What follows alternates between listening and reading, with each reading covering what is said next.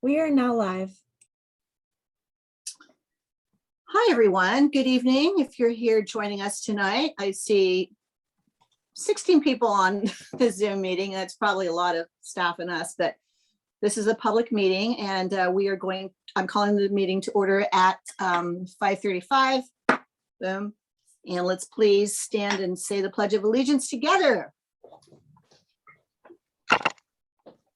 I pledge allegiance to the flag of the United States of America and to the republic for which it stands, one nation, under God, indivisible, with liberty and justice for all.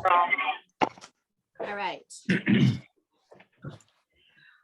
Tonight is a special board meeting. It is a study session. It is an annual board governance session where we are really looking at how we are as a governance team, how effective we are as a governance team. So we'll be doing two major items tonight. And we're going to take public comment now. And the public comment for this special study session is really on the agenda items only. So it really is on the board self-evaluation and on the board governance handbook, which is a new handbook to us that we are going to be looking at the draft tonight. So those are the only topics that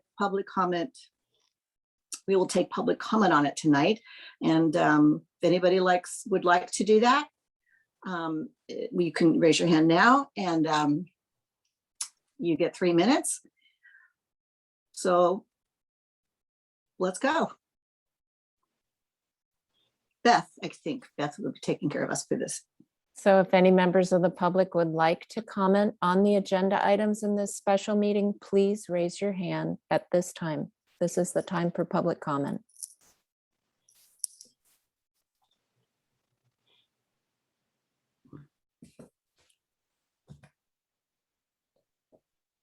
And there are no hands raised.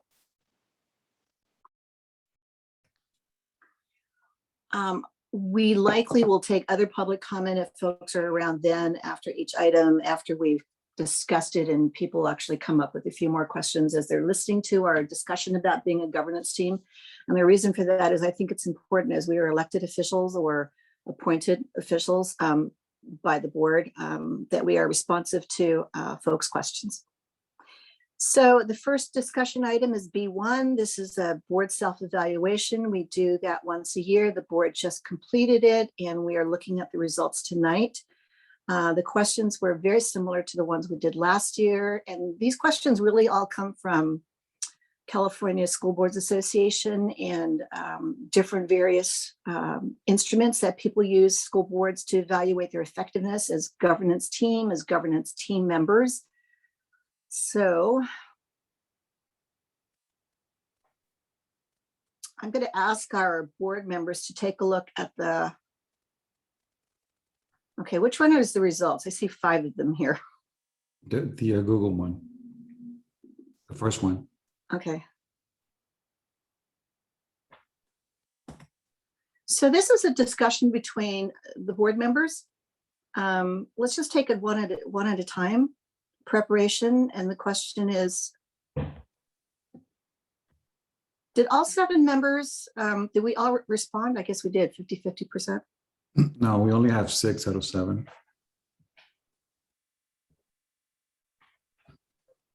Oh, I think we had technical difficulties. I read through the board's packet of supporting and background material prior to meetings so that I'm prepared to discuss and make decisions on agenda items. Well, we're all in agree and strongly agree. Comments, people?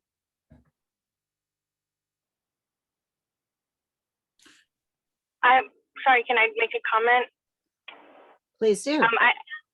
I just wanted to thank the staff who makes it really easy. Well, it's a lot of information to go through, but the way that it's formatted and the way that it's presented to us just makes it easy to digest. So I just really want to appreciate the staff that really makes that possible, at least for me. That's exactly what I was going to say. We know we've come a long way on this as well. We do get so much information, but having it organized and put together in a way that, we all can, can go through, review. It really does help us out so much.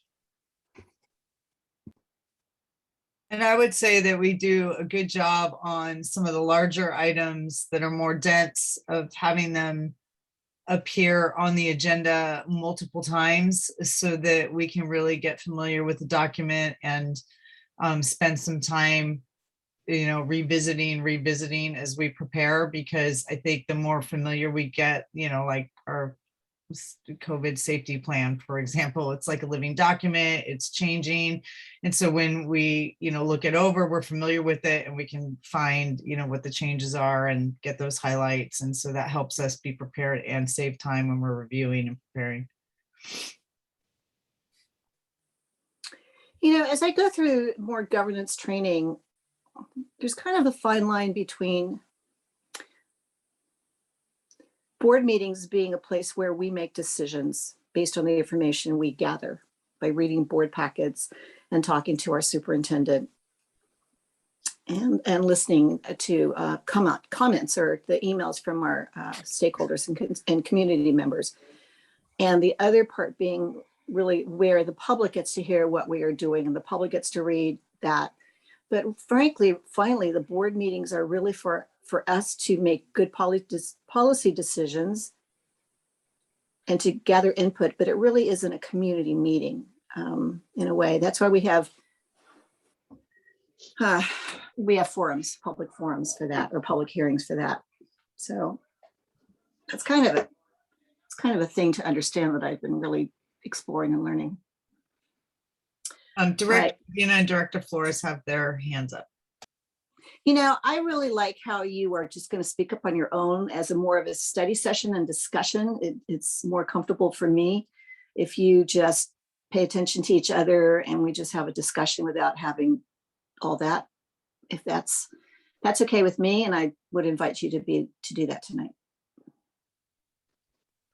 The only thing that I was going to add on this issue is that on the transition to Assembly, I feel less efficient in terms of navigating through the agenda and the documents. I know that the prior system wasn't as good, but in terms of navigating through the system, I like the older system better. Like I hate constantly the back and forth clicking and like when I'm clicking on more on agenda items and reading, once I go down, I can't go back up, at least not in my computer. So I don't know how it is for everybody else. But I think I just say that just, to add a little critique on the process of reviewing agenda items and materials. It's just a little more difficult to navigate. And I think I mentioned this in the past, that I know that the options are very limited in terms of what exists out there for systems that have some sort of place to put agenda items and materials for the public. But if we could ever find something better, which is a low priority, given everything that we're dealing with, I think it'd be something that I'd remain interested in. I wonder if we can give that feedback to Assembly.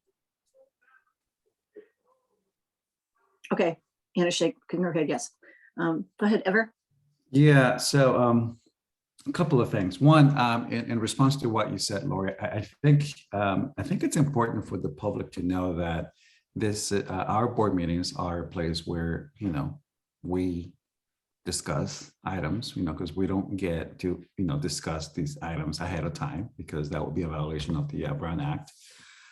So maybe having a statement read at the beginning of each board meeting to let the public know that this is also how we conduct our business. This is a business meeting. This is a place where we have to conduct all the nitty gritty that that sometimes is a little bit boring and a lot of minutia. So because I know we've had a few comments in the past that criticize us for doing that, for doing pretty much our job, right, as board members.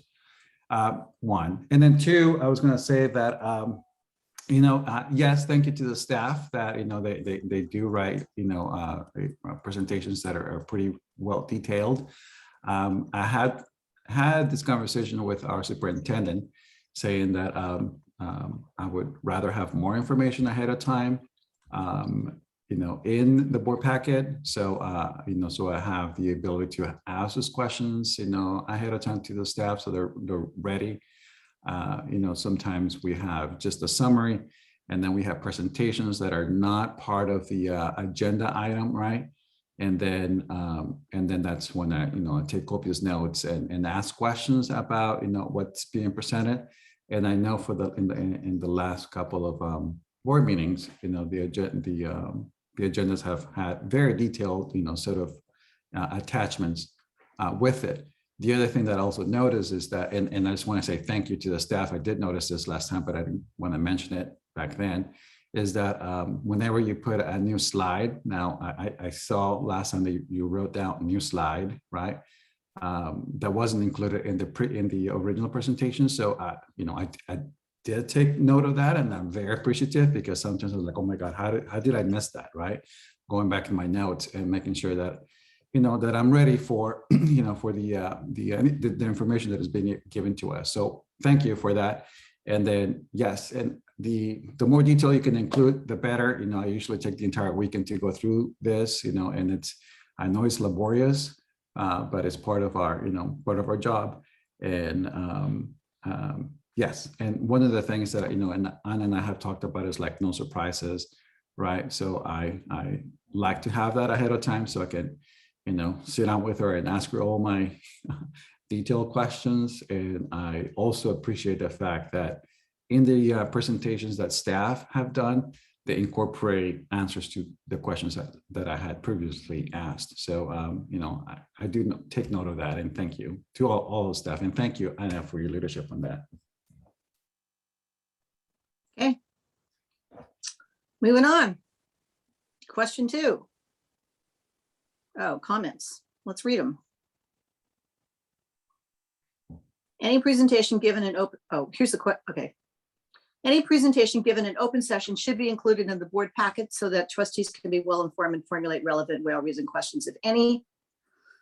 How can we use the board agenda items to laser focus our work on our MVP, on student development? I have to think about this more.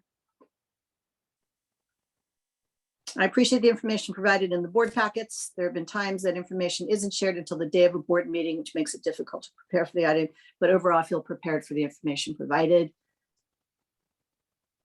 It is often a lot of information to get through. I would have more than less information to reference.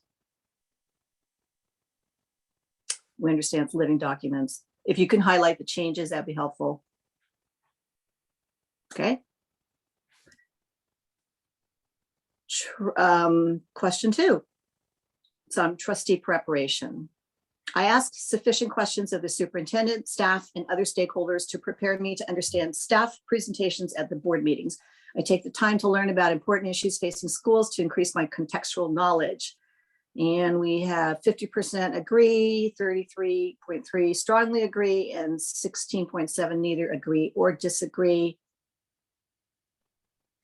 Well, Comments? one of the things I want to mention here, I just, sorry, going first here, is that we usually have the interaction with our superintendent, right? And then you'll notice that in our handbook, that's one of the suggestions that I made.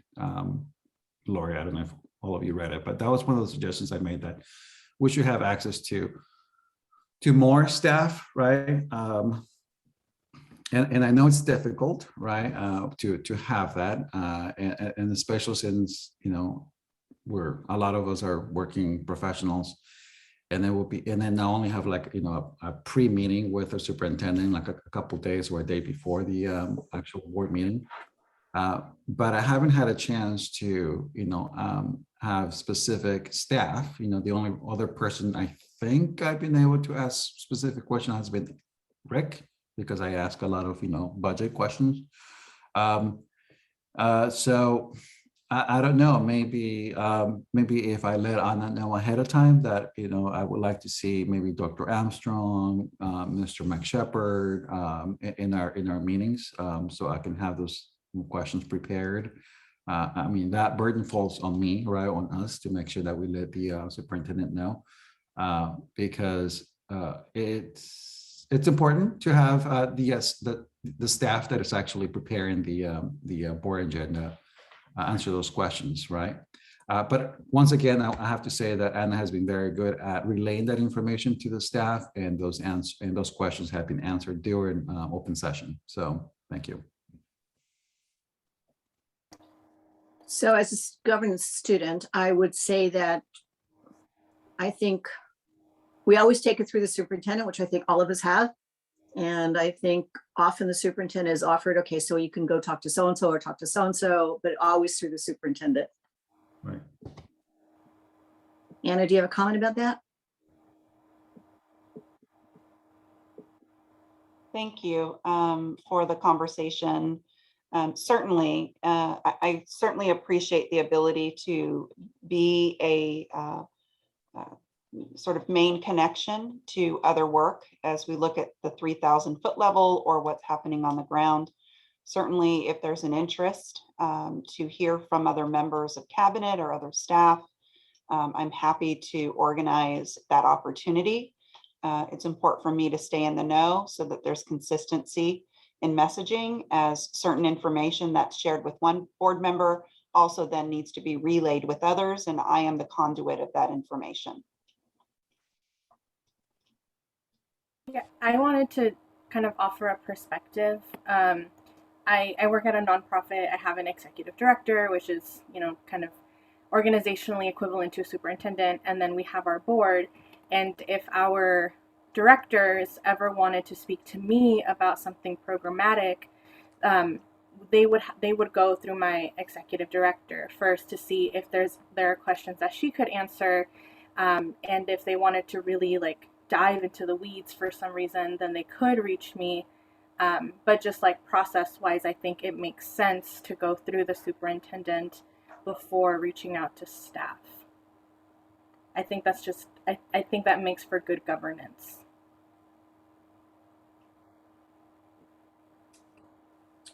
Okay, moving on to the comments. 2 responses. Appreciate superintendent's time to get trustees up to speed, clarifying, following up on deeper questions. Yes, Anna, you're very generous with your time. I agree. And individually, this is an area I'm always trying to improve. I have a trusted network of individuals I reach out to when I need to learn more about a particular subject, and I do my own research to understand proposed changes in policies. I also inform myself about whether other school districts are doing across the state. I think I'd like to add that I think one area where I think I'd like more, not necessarily access to, but maybe more access or just availability of information that maybe as board members, we have a simple way to access in more detail at all times is more detail into the budgets. To help understand, when items are up on the agenda, kind of see, okay, this is coming from this area. So we can see how much we spent so far, where we're at, kind of what's planned, but just more detail around budgets, maybe around how much is getting spent at each school. To me, I'm always really into numbers. And I think just during my time on the board, that's been something that on a big picture, more detailed minutia around that hasn't really existed. So I don't know if there's a possibility of or ongoing, maybe developing a system where board members have access to kind of look at that and then compare it to items that are coming forward on the agenda. At whatever point we like when we're looking into items, and so we could develop questions around that, around issues. So that's just something that I think that I'd like to be able to have, and part of being able to answer my own questions or also develop questions.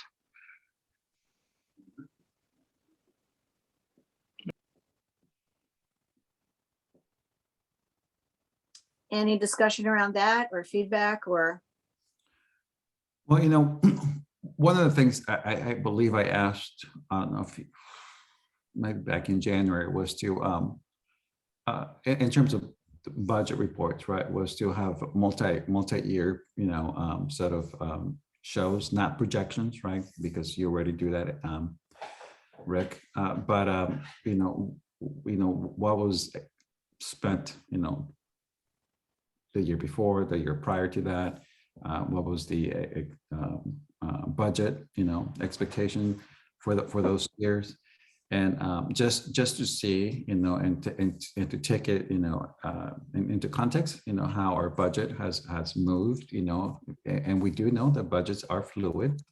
But that's something that I believe we've asked to give us context, right? Because budgets are a little bit dense to understand, and I've yet to see that. So, but thank you for Omar for saying that, because that reminded me of that, you know, a request that we made, you know, a few months back.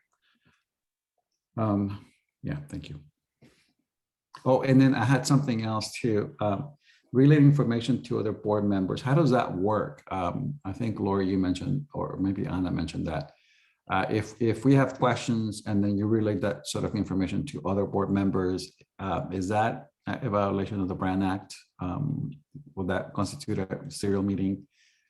Because I don't think we've done that, you know, because I haven't received any information as to what other board members are thinking. So I'm just curious as to how that would work. Thank you for the question. So what I mean by that is when we're having a discussion, if there's a bit of information that I've provided to you, say you, Director Flores, then I make sure that I, in my weekly information to the board, that I provide similar information. Also, individual discussions that we have, any questions that you ask where staff are going to go and get information for a board agenda item, we make sure to include that in our public comments, as you mentioned, so that all board members are privy to that information at the same time. Okay, thank you. I would just like to say that I think it's important. I think when a issue comes up or we have really need clarification on an agenda item that we want to ask prior to a meeting, that we do go through the superintendent first. I don't really feel like we should have carte blanche access to staff. I feel like, you know, that's, you know, our employee is the superintendent, and then the staff works for her. And so I feel like that should be our, this is just me talking, but I feel like that should be our process. It keeps her in the loop. I definitely think it would cause problems if we are going around superintendent when we have clarifying questions. I think it's totally appropriate if she feels like referring us to staff to answer the question and to delegate answering that question to staff for us. That's fine. I think that's great. I think it's helpful, especially if it's something specific. But I definitely wouldn't want to go to staff first without her knowing what our questions were or are. And I also think we just need to be careful of how deep down in the weeds we're going on things when we're asking questions, and making sure that we're not getting too far into practice and management as far as the district is concerned, and that we are staying focused on policy when we are asking questions and preparing for meetings. I know that's been a hard thing for me to distinguish, especially with my background in education, because my brain always goes to the, well, how does this play out all the way down into the classroom or back up, and that, you know, back and forth. But I think it's really important that we stay up in the policy and allow our superintendent and our staff to really manage and report out on the practice and the management of the district and the business of the district, so that we are informed. But I don't think we should get too far down into that. And I think we need to be careful how we're using the resources of our superintendent and staff with when they're just under the pressures of just running a district on a normal day. But in a pandemic in particular right now, I mean, everyone's just completely overloaded. And so that's just my opinion. I want to make sure that we are following some sort of chain of command that keeps communication open and clear and efficient, and that we're not getting too far down into the weeds on things. Omar, you made a request about a little bit more, or I'm not sure how much more budget detail you wanted. And I think that kind of leaves Anna and her team a little bit wondering what else they should be doing. It might be helpful because we're talking huge reports, right? And every report they put before us on the agenda is hours and hours of preparation. So I would suggest that when you want, or any of us want more detail, that we simply ask Anna and get some background and in advance as much as possible. Because I think they might be unsure as to like, well, how much detail do we provide? Do we provide that, how much detail on everything? So that's really I can only imagine they're wondering. I mean, just in general, I mean, I think in part of me being a better board member and to understanding of your scope of things. Like, on budgets, you see numbers under, budget line item numbers, but to have a bigger, more detailed view of like, where money's going based on programs, details, and all the information's there because, each week, it's there on the warrants that we authorize, the consent items, all the contracts, all that stuff's there, like each meeting that we have, but to have like some consolidated view of where it's going over time, I think to me is something that I would like to have just to, in part because during regular meetings I can refer it back to, but I think as I look at the bigger picture of where we're going as a board, where we are in the year, how's the money being spent? Is it going faster than maybe I think it should or not? I mean, just so that I could develop those questions and get that view and understanding. That's kind of where I'm coming from. I think now, yeah, if there's a specific item and I need more details, yeah, I could ask that question, but it's more of like, how do I develop that broader understanding to understand the direction in a more detailed view, and I think it's about becoming a better board member and trying to make sure that I have a better insight and perspective as to like the programs that we're developing and spending money on. Does it seem to fit within the guidance? Because we spend on so many different things, and it's really hard to keep track of everything just from like a meeting to meeting basis. And looking at it, to me, budgets really show, where the money's going, but you have to have a little more detail. And so, I mean, again, that's just how I see things and what I'd like. But I know it's something probably very difficult to implement. So I'm just sharing what I think would help. But I'm not saying this should be a priority because I know there's so many other things to do. But it's my perspective of what I think would be more helpful for me, at least. Thank you. All right, thank you, Omar. We're moving on to question 3. Again, it's trustee preparation still. I work to increase my effectiveness as a governance team member. I attend California School Board Association Masters in Governance courses. There are 5, and various webinars for deeper learning on board issues. 50% neither agree or disagree. And about 16.7%.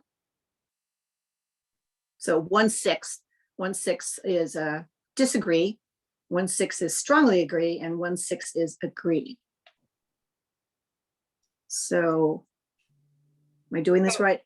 Yeah. 1/3 we are preparing. We're really preparing, and half say they're like that. And 1/6 says no. So here's my comment to that. And so this is just on me and my capacity to handle the workload of the last 2 years. But I was jamming through it. I think I got through 3 of them, of the 5 master's classes. And then the Kincaid fire canceled a whole series of them. The Kincaid fire and the pandemic then canceled the remaining series out. And so I kind of stalled out there. And then I know they've moved to online. And so I need to stop making excuses and get back on it. But with that, I was kind of had some good momentum there. And so I got off track. And then the CSBA convention, which always fires me up. It's very inspiring and gets the wheels turning and pushes us to just develop ourselves and encourages us to do so and makes it accessible to us. Then that was canceled. And so again, excuses, but I'm just being realistic. I think that was part of the kind of the stall for me. And so I'm really looking forward to going to the CSBA convention this year again and kind of getting back on track. So yeah, just a little kickstart. And I think with all the, just me personally, with all the Zoom life that's happened the last couple of years, I just really wasn't looking forward to doing online training. So I would much rather do some stuff in person again. So I hope SCO starts offering this back in person again, which was so nice. It's such a nice facility right here in our backyard. And yeah, that's my 2 cents. But the trainings I have gone to have been awesome. But again, they were in person, which was, I just appreciate that more than ever now these days. So I think I'll add that, the way the question's written, work to increase effectiveness as a governance team member, and then it has like the colon, and it talks about CSBA and webinars. I think increasing your effectiveness as a governance team member doesn't necessarily have to be just that. It could be your networking, getting to know parents, getting to know staff members, and your ability to connect with the community and have that greater connection with people. Increases the information you get. It could also increase your effectiveness as a governance team member, or just simply reading and staying on top of issues. So I just wanted to add that in terms of the question and the way it's written. It seems like it's focused just on that, where effectiveness as a team member could be more than just that. I will take that note. I actually wrote the survey from a lot of different surveys, studying different surveys and CSBA surveys.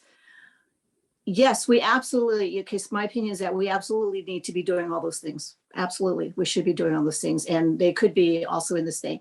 But there's a very particular piece of being a governance team that I believe is very important about how we work as a governance team to be school board members. And California School Board Association does a good job in training us in those nuances and having us, go through the fine lines and some of the, complicated parts of it. So I find these workshops to be very effective. And I encourage everybody as much as they can. And Jill, they're not excuses, they're just reasons. They're reasons. We're human beings, we have lives, they're just reasons. And, we just try to do our best. That's all we can do. And the comments are, I believe this to be very important. I wish I had more time to do this. Demand of a day job, yes. And have completed some, haven't been able to do much because of the pandemic, true that. So it's good that actually we are all going to be going to the annual education conference in December put on by California School Board Association. Any other comment on this? I think we're all trying our best. Okay. Board logistics, different section.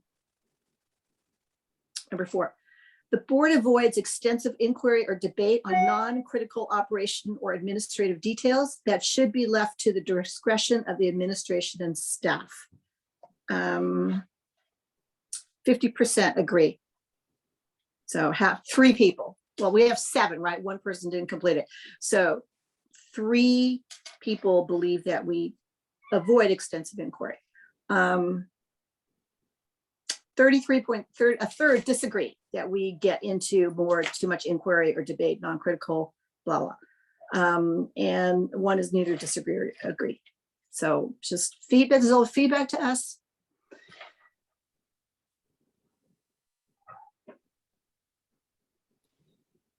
I will say that I was one of the people that said that I disagree.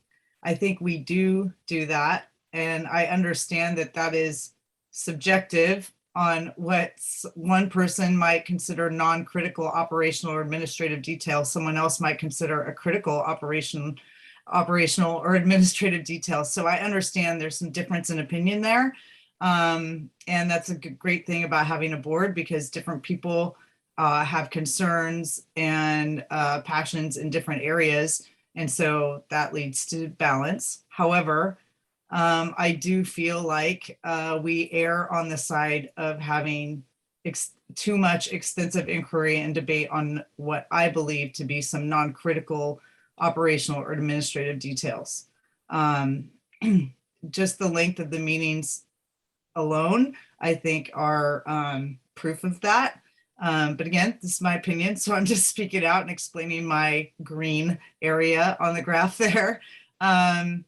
So I think, again, back to my earlier comment, I think we really need to spend our extensive inquiry and debate on policy issues more than operational or administrative details. I think we need to understand operational and administrative details. I think we need to get reports on that.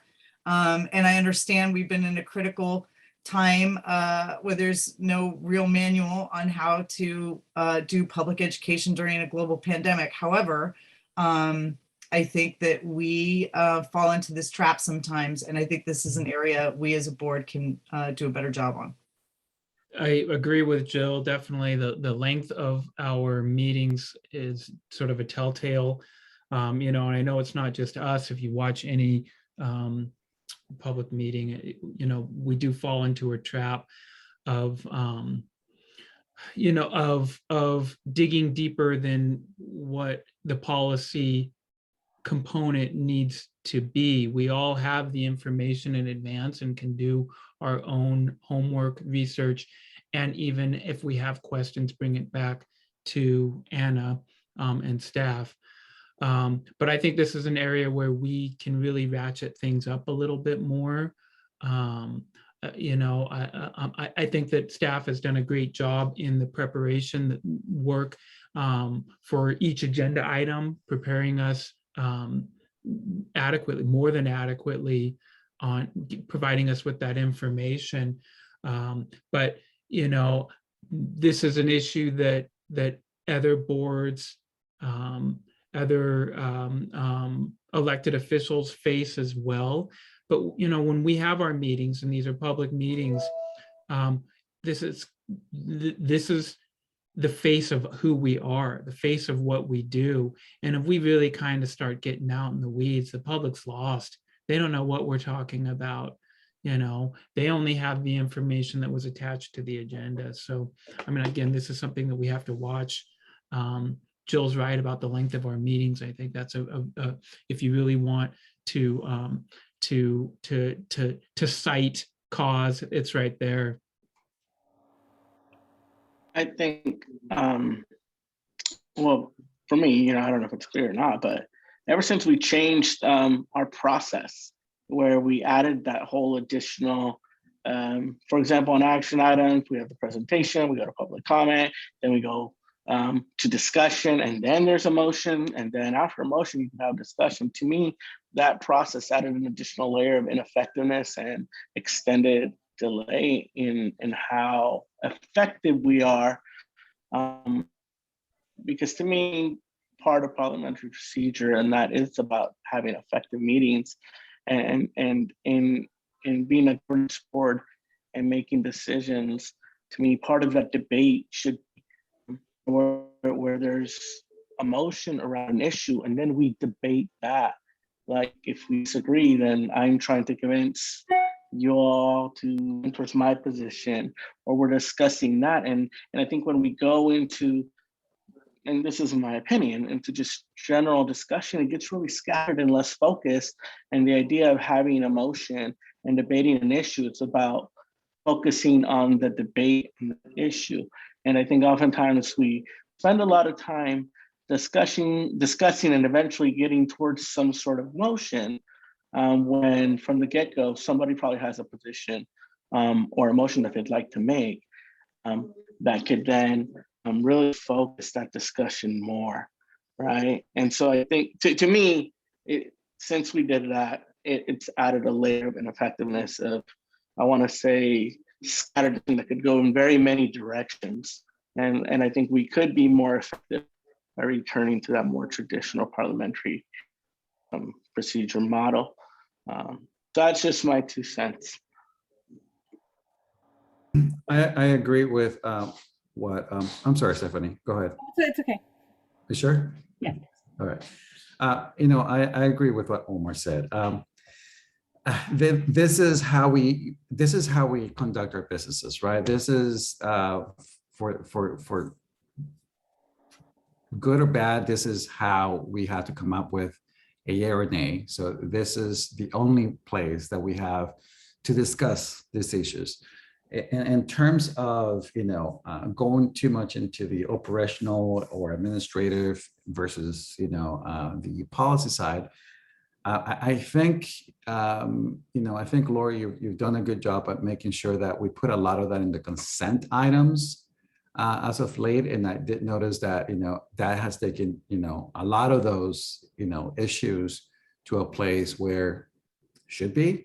And then if we have any issues with those, consent items, we're not shy to pull any of those items. And then the public also has the ability to pull those items. So I think there was a shift, as of late to do more of that, to make sure that, that was being shifted in a place where, if we actually needed to debate something like that, we were able to pull the items. But the items that are under discussion and under action are, for the most part, policy, and if there are some procedural issues that we need to discuss that will affect us down the line, I think it's important to discuss that in open session, because that's how we come up with that yay or that nay in terms of our decision making. Yes, it is time consuming. It is a district of 16,000 students. I do like the fact that we have a timer, and now I'm more cognizant about making sure that I keep track of that timer, and I try to be respectful with the time for other board members, because there are 7 of us. But I think it's important to debate those issues to make sure that we are making the decision that it's right for our students and staff. Yeah, I just also wanted to, I think I may have been with you, Jill, in the green, in the disagree. I'm looking back at my comments. I feel like we've made some progress in this area, but it's definitely something that we need to continue to work on. And like it's been mentioned, time is definitely a metric for, are we getting into the weeds or not? And I would say that we are. And part of, and I don't want to get ahead of like the comment section, but my comment is pertained more to sometimes as board members we feel pressure from the community to ask questions in public, even if they are getting into the weeds and even if they are getting into operations, and that really comes from I think us needing to do a better job at helping our community understand what our roles are as board members, so that any operational questions we can refer them to the superintendent so that she can do her job and delegate to her team. So I just wanted to kind of, throw it out there and see if there's anything that we could do about that. I saw there's someone sent me a really great article that was written by a board president, a school board president and vice president in California, where they essentially just kind of outline like these are our roles as board members, and it was an effort to educate the community. So I just wanted to name, yeah, we do get pressure. We get a lot of pressure to ask certain questions in the meetings. And I just want to acknowledge that and say that that's maybe another root cause of us getting into the weeds. I know I've participated in that. So. You know, the question and then the discussion, the question and then the public comment and then the discussion with the motion is, we've done that for, I don't know, gosh, maybe on my second year on the board back in 2018 is when we actually formalized that. I don't remember how we came up with that. I'm wondering what It went to everybody feels effect about right- what? I wonder what everybody feels about Omar's suggestion. Well, I was just gonna add that that went into effect a little bit after Alegria got appointed onto the board. A few meetings But after actually, that, it's what that's we, when it it's got what we, introduced. that's what we already did before, frankly. It was just bringing it forward to keep formalizing it. So I'm wondering what everybody thinks about that. So Director Medina, could you explain the more streamlined approach? Like what would be the process that you're referring to?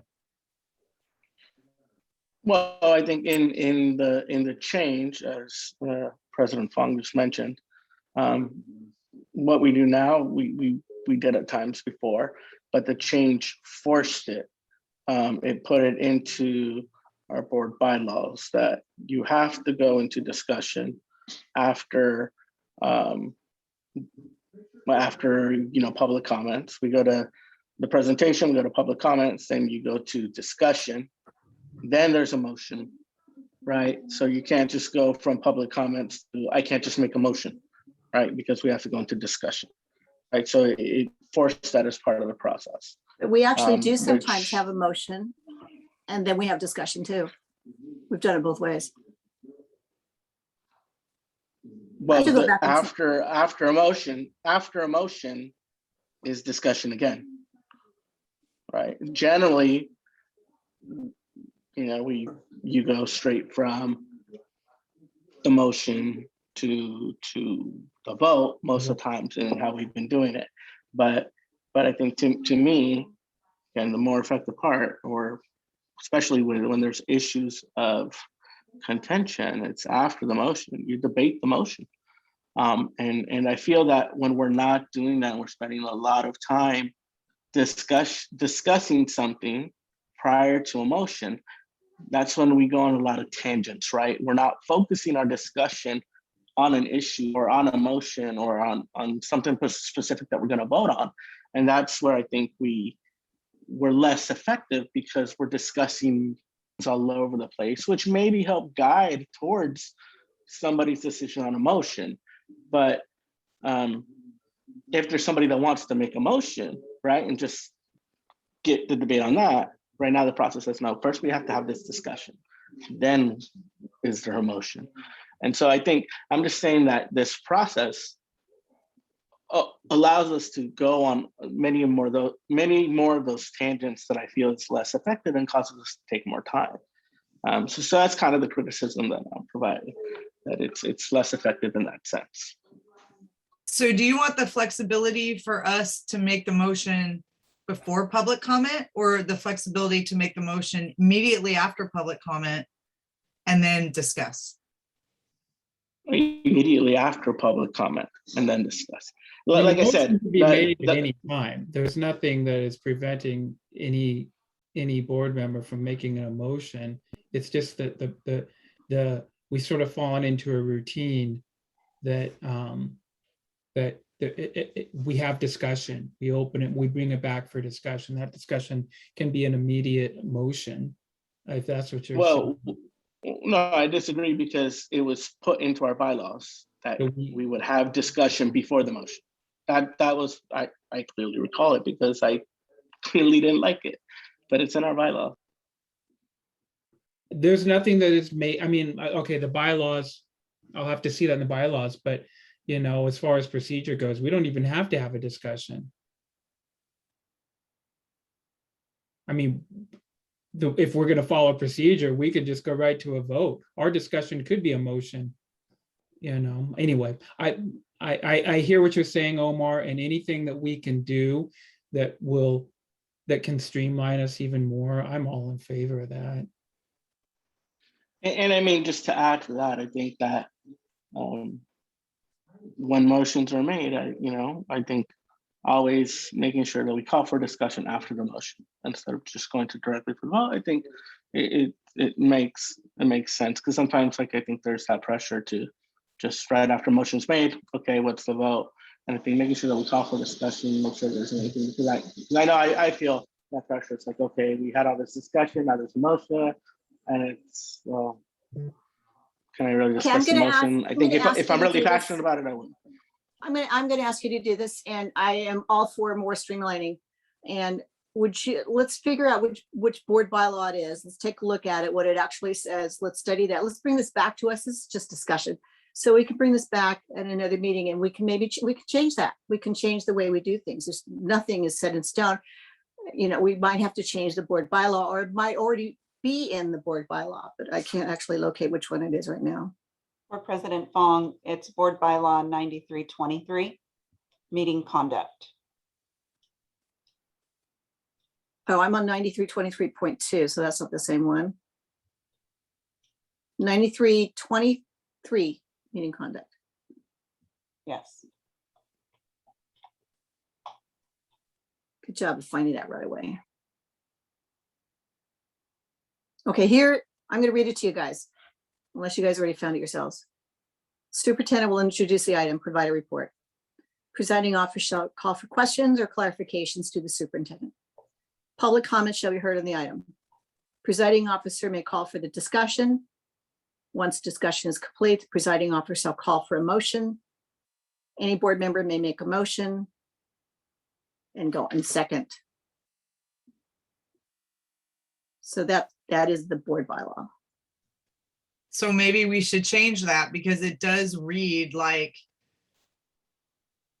the president, the board president needs to call for the motion. May call for discussion. Can you read it again? So after the questions or clarifications, public comment shall be heard. Then the presiding officer may call for discussion. Once discussion is complete, the presiding officer shall call for a motion. Any board member may make a motion on the item placed before the board. If there is a second to the motion, the presiding officer shall call for discussion on the motion. If none, or after further discussion, presiding officer shall call for a vote. So it could be that after public comment that someone makes a motion and we have discussion after the motion. I think that's what I you think, also talking you know, about. and Omar. I think to clarify and correct, I think, I mean, the way that with the may there, yeah, it can be done when the motion's been done. I think you what know, I we experienced in the past, We've done well, I was that. gonna say what I've experienced in the past, and this prior to you, Lori, is that basically the sentiment of no, we have to have discussion, that prevented me from make a motion from the presiding officer. That's kind of where I think I got that sentiment from, and I've kind of stuck with that understanding since that implementation. So by reading this, the word may makes it work. Okay. All right. I would Thanks for that, also Jen. like to just say my 2 cents again, and I have been guilty of this as well. So I will take that ownership as well. But I think something that causes us to use more time is that we cross over during the questions part before public comment into sharing our opinion or starting to kind of prime the pump for the discussion, and we're not straight up just asking questions. And so that can cost us some time if we start to get out of questions and start to meander there in that part before public comment. I think we can tighten up there as well. I agree. Okay. We're moving on. I think you can all read the comments on your own, and we've already said it. I'm on board logistics number 5. In general, board members have adequate opportunity to discuss and understand the impact of decisions before taking action. 2/3 agree, and then the other third neither disagree or agree. And comments are, I am hardly ever ready to make decisions on big things during an issue's first appearance. Need to allow it to ruminate. And with regard to most items, I agree with this statement. I appreciate the scaffolding that allows us to have discussion before making a decision. However, recently with COVID safety plans, I felt that the decision-making process is confusing. I didn't feel that we had adequate time to take action. I think for me, the opinion that I have is that I know staff are completely busy and always working hard and getting things out, but sometimes it's really hard to, sometimes we don't have access to things until like that Friday before the meeting and getting everything read and really researched and studied when that might be the first time we're seeing it is difficult, and sometimes I want to say not adequate enough for the amount of detailed research we might have to do. I think that it'd be good and helpful whenever staff is able to provide us like information when we know something's going to come up on agenda, maybe a couple weeks ahead of time, provide us some of that information with plenty of advance time so we could have more opportunity to look at it, if it's ready, understanding that yes, things change as they, presentations or whatever we get ready for an agenda, but whenever possible, having access to stuff with more than just, less than a week of time would be helpful to be able to better prepare. That's just my feedback on that. I find that having a discussion one week, one meeting, and then action the next meeting is way more helpful than big items that very meeting. Maybe it might be helpful if we know what's coming up. It's in the upcoming agenda items, but we don't actually know when those agenda items are upcoming. Okay, moving on because we are moving on. Logistics 5 comments. Okay, board logistics number 6. The board stays aware of its debt limitations and sets priorities based on total financial needs of the system and maintaining an adequate financial reserve. Half agree, 3 agree, 1/3 disagrees, and 1/6 strongly disagrees. So 3 people don't think we do, and 3 people think we do.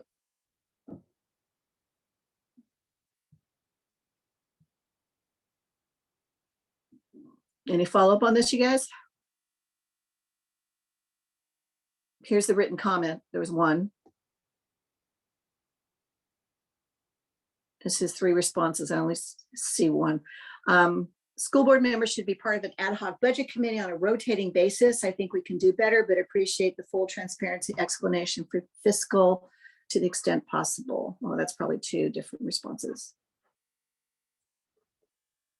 Anyone want to follow up on this?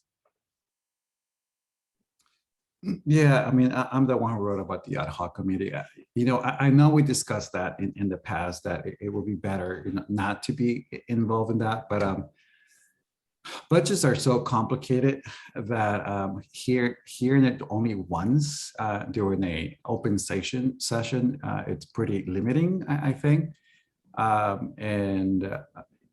Being part of the budget committee, I think as a board member will be beneficial for us to know that information. And I know there can only be 2 or 3 of us in those ad hoc committees, but at least it will be, better than 0 in terms of understanding the intricacies of the as to why the budget committee is coming to those sort of resolutions or solutions, right, to the budget. Because by the time it gets to us, right, it's all condensed into one presentation, and we have a weekend to take a look at this, and not enough time to dedicate to the budget, which is something huge. I think I know we discussed that it could be a little bit meshed in terms of having board members be part of the ad hoc committees, but I think it's important. And then, rotate that, once a year, just make sure that different board members are part of it.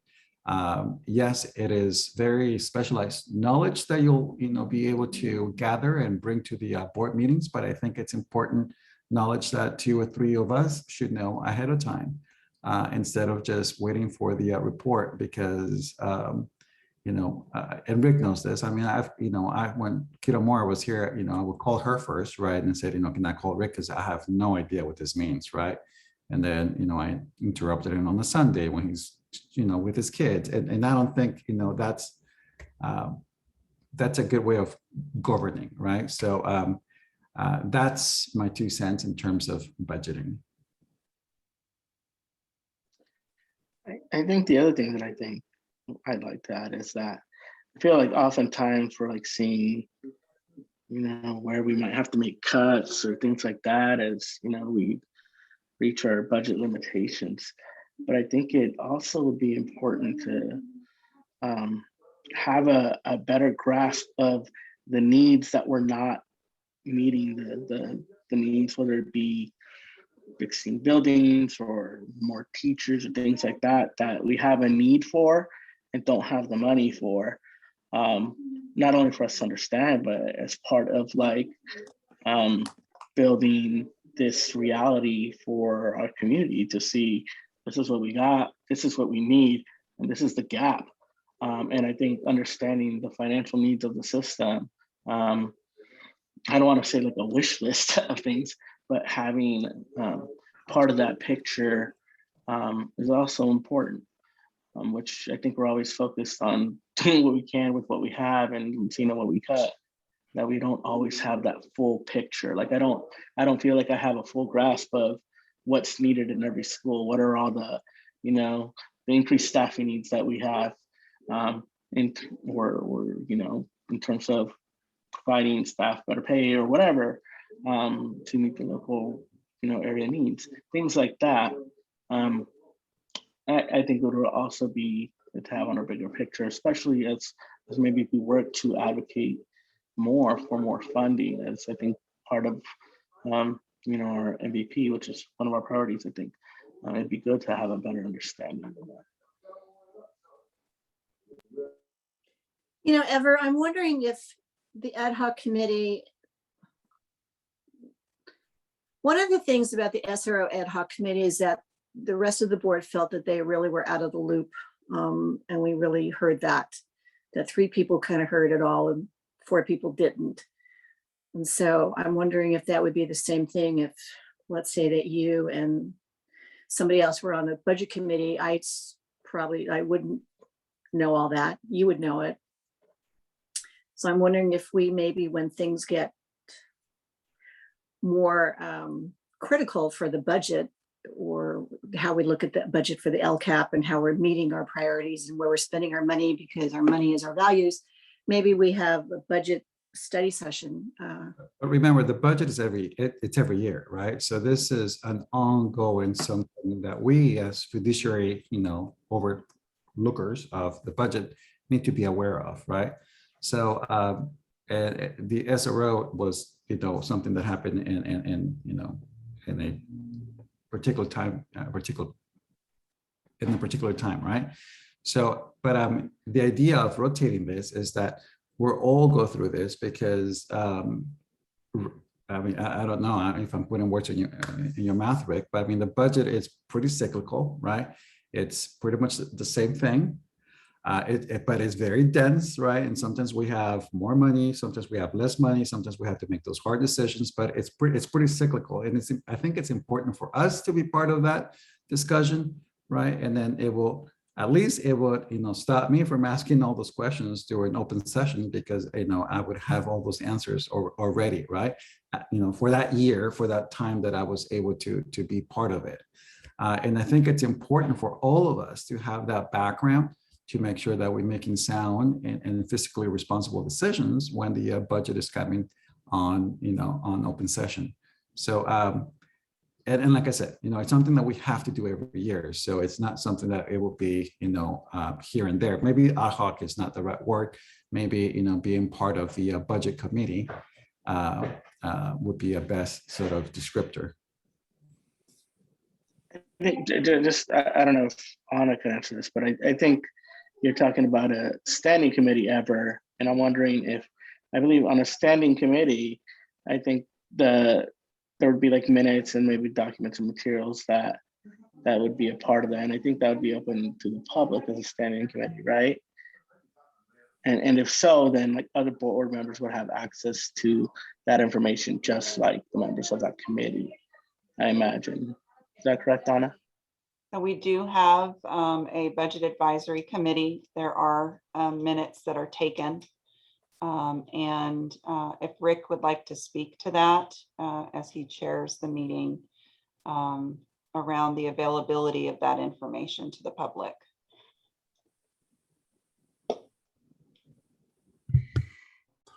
Yeah, some of the minutes are lax, but the materials are distributed and posted for those meetings with what we're going to talk about, agendized and follow Brown Act guidelines. So is anyone welcome to attend those, or is it, I mean, if it's open and it follows Brown Act rules, it's open to the public, right? So I could go as an attendee, right? Yes, you would just not be able to participate in the meeting. Right. Okay. So Yeah, I as a think the two of you, as I'm listening to the two of you, you're asking for different things. Every you're asking for understanding budgets, understanding what's going on and what parts of the budgets. I'll tell you what, I've been in school budgets for a long time and I still feel that I barely grasp it.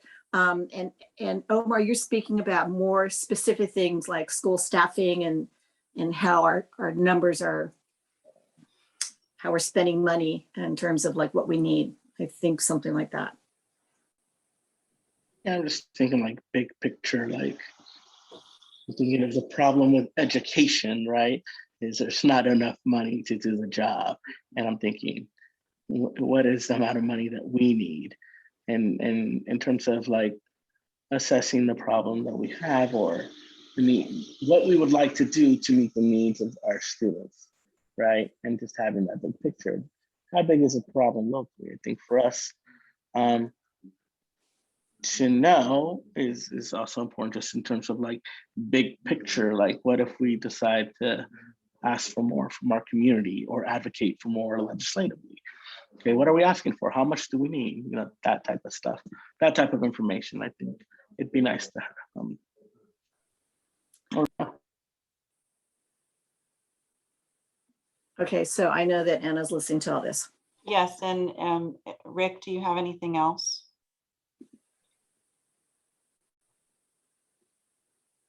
Can't hear you. I don't know why. Sorry, I hit the button on the mic too. Director Medina, I think your request is warranted. And that's one of the things that we're trying to implement a change right now in our annual budget cycle to show where our priorities and monies are being spent. And then what are the priorities that can't get funded, right? To your point. I think this plays into MVP number 7 for sustainable funding, because as advocates for us, as the intent of that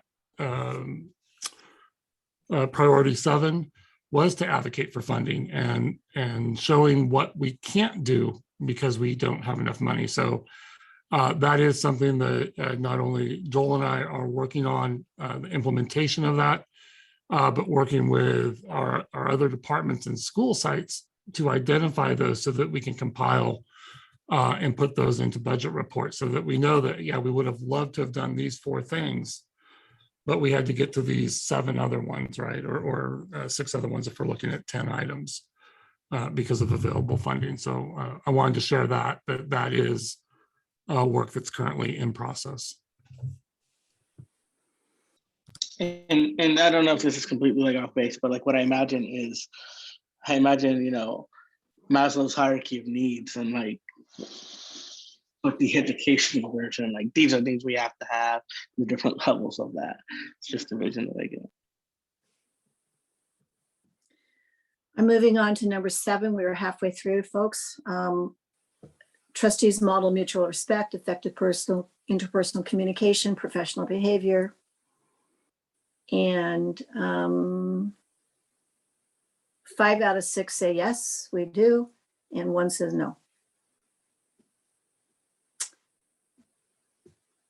Any comments, folks?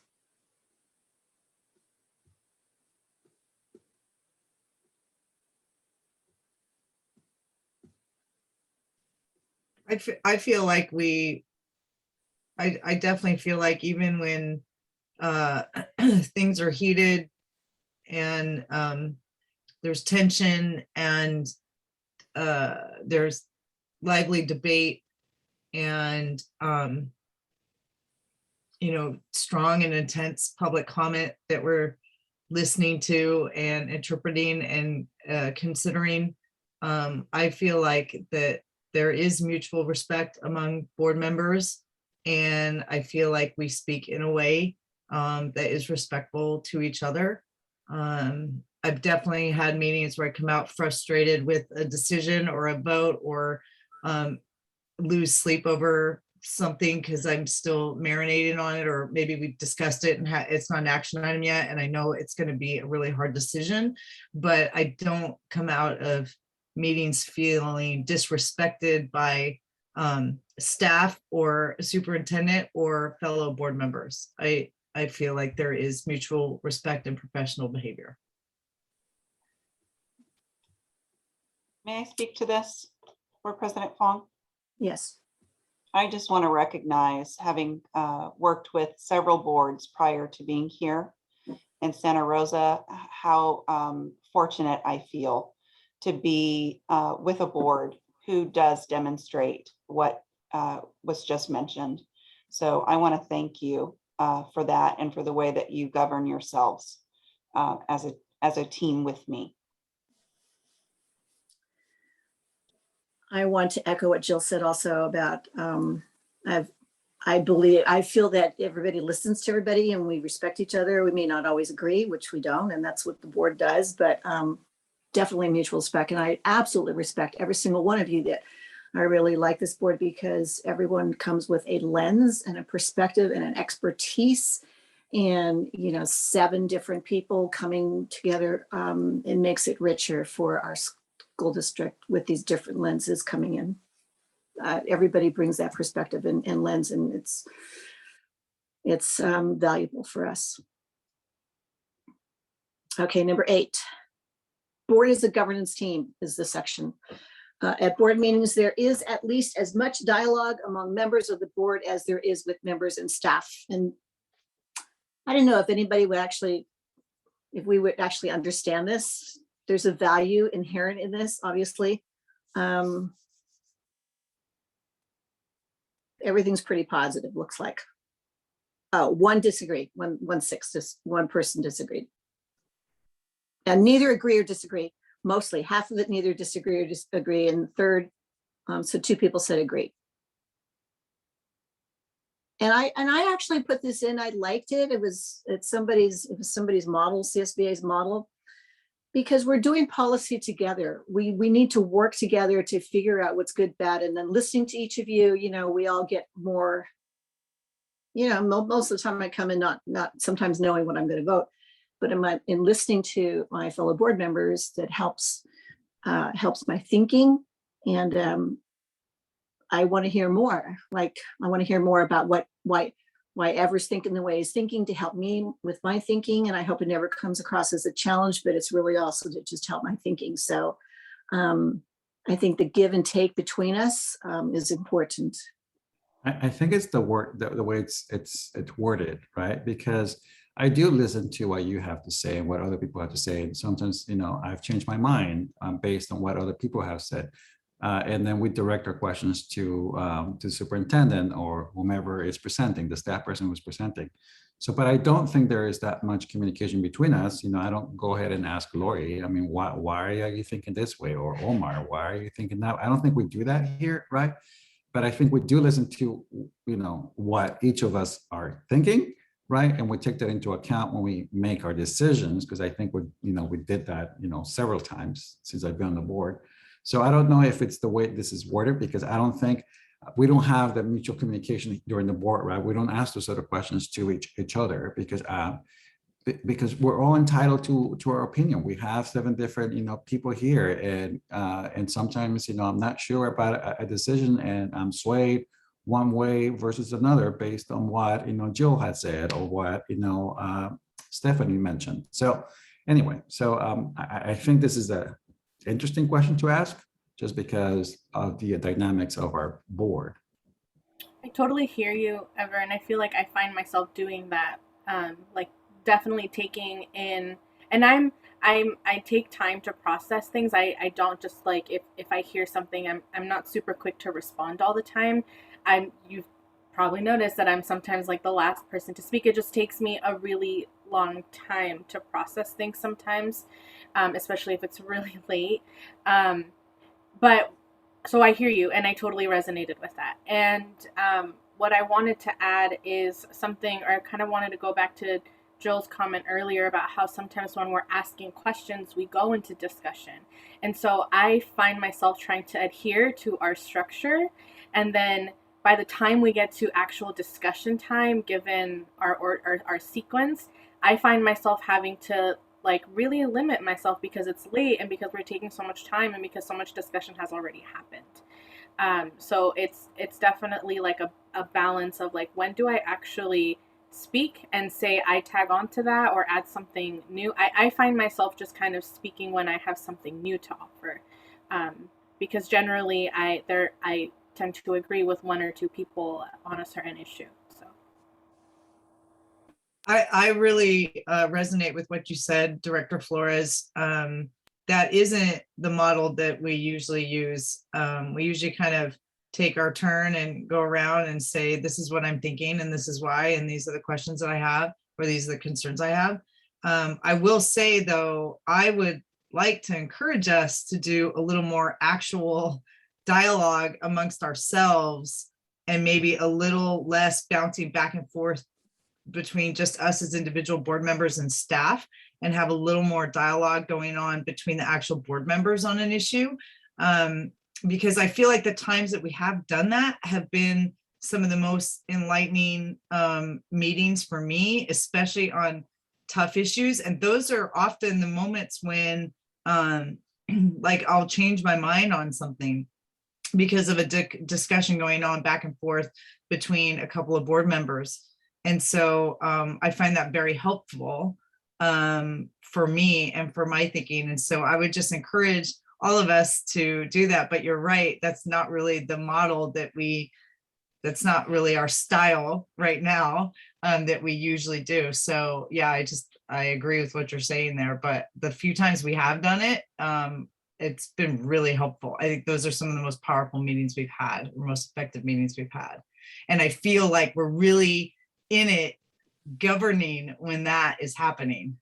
And so, yeah, I just encourage us to have more discussion with each other and ask more questions directly to board members. And yeah.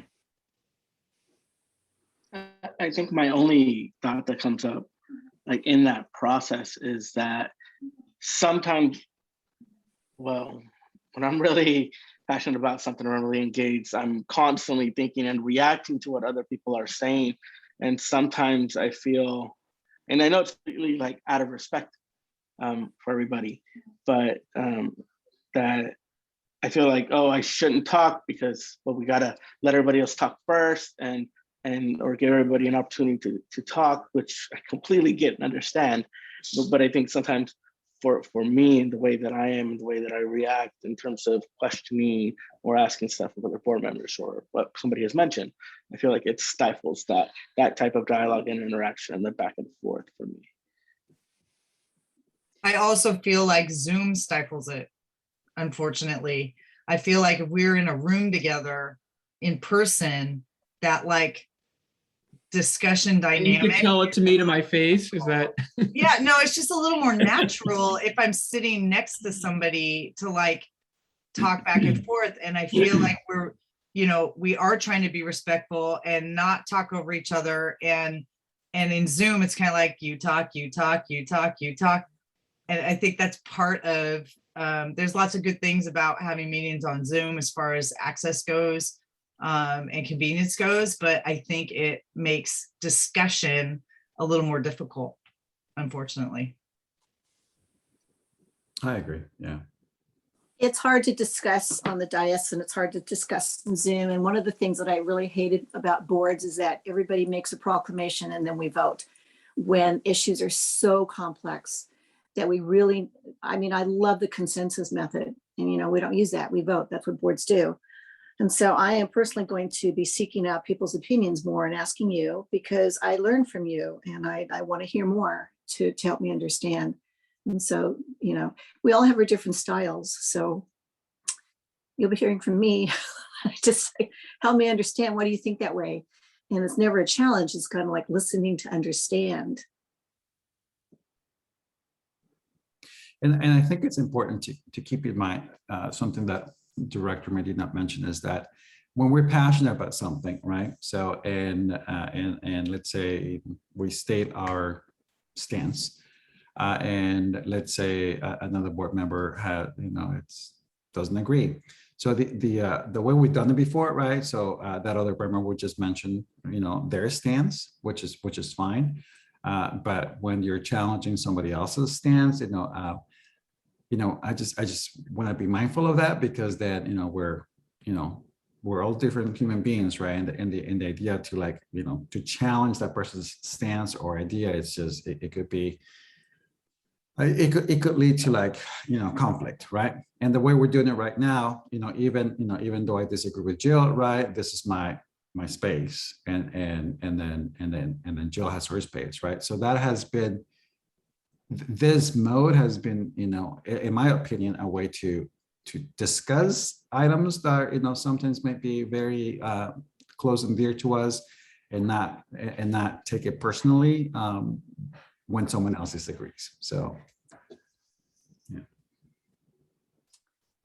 Moving on to number 9, board is a governance team. There is respect among board members for time and process. We balance airtime, giving adequate time for questions and input of the 7 board members. 3 people said agree. 1 person said strongly agree, and 2 people said disagree. Mine was a comment really about you, President Fong, and how you help us to keep us accountable in this area.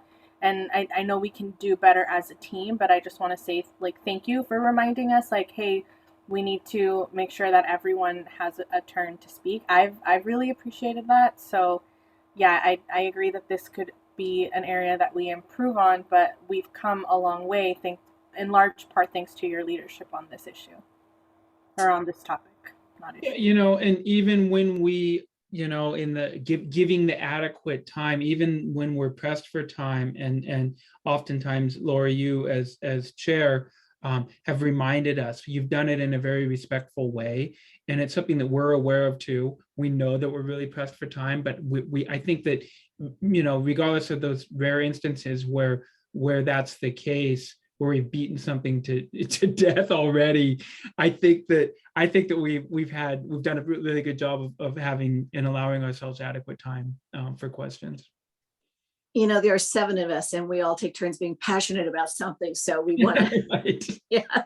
Okay. All right. Thanks, guys.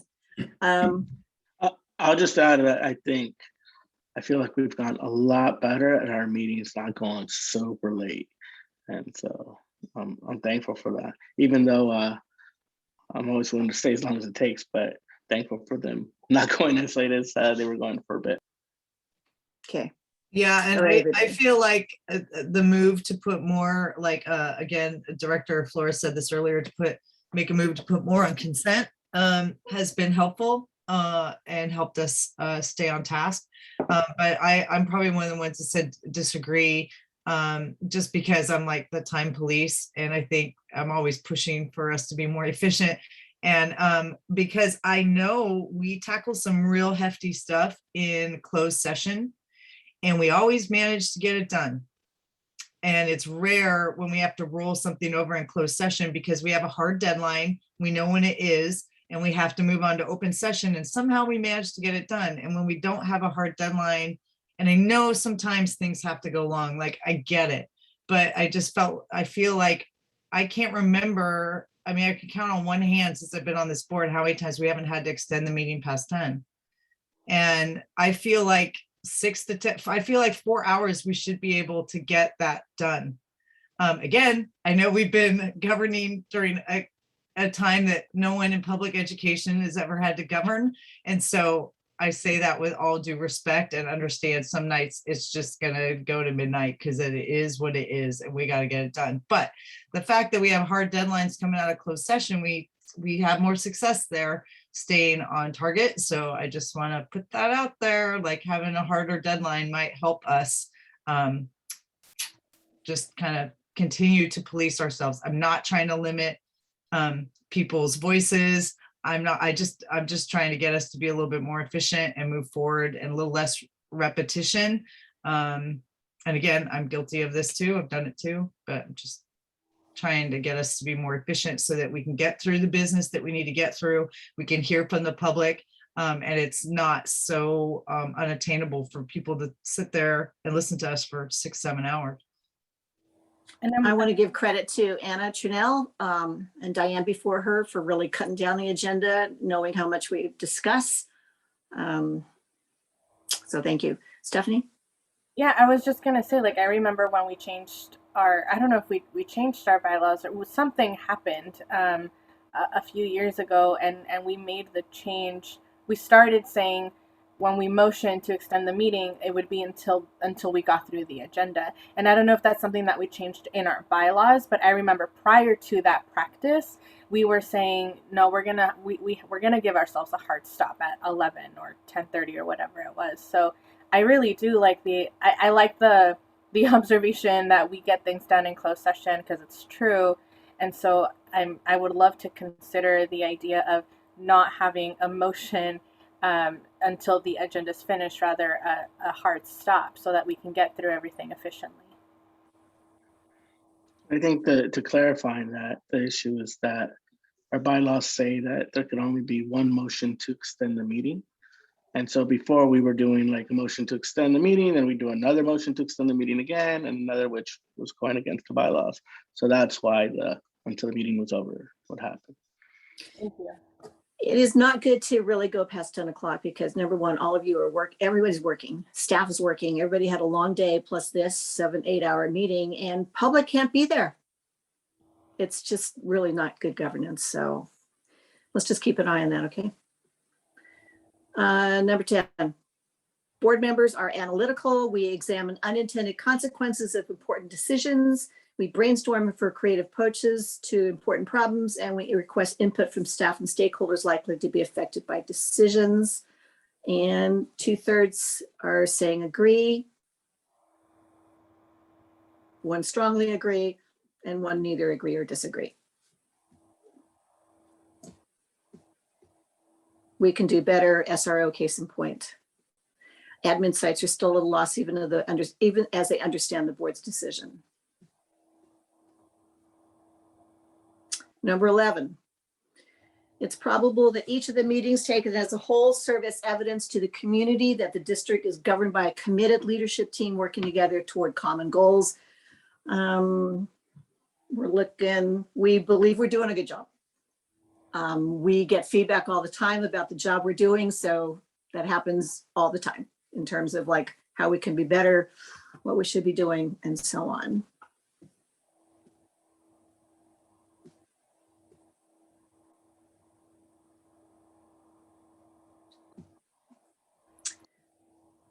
Governance team number 12 question. Strategically, the board asks the superintendent to articulate her vision for the district's future, and the board makes explicit use of long-term priorities of the district in dealing with current issues. And 6 people said agree or strongly agree, mostly strongly agree, that we really are focused on our vision, superintendent's vision, and our priorities. And the MVP is guiding us, and it's a strong document. And I'm very proud of it. I'm going to read this comment. I think it's important. A stronger message from the board to community about our priorities as we navigate crises will not only strengthen our resolves and muscle memory for this work, but be a repeating, resounding commitment for our community. It is getting lost as folks see themselves not included in the equity decisions. Number 13, other. The board proactively works to address our mission, vision, and priorities. As a trustee, I look for data that shows the board if we are on track with our goals. 5 people said agree or strongly agree, and 1 person was neither agree nor disagree.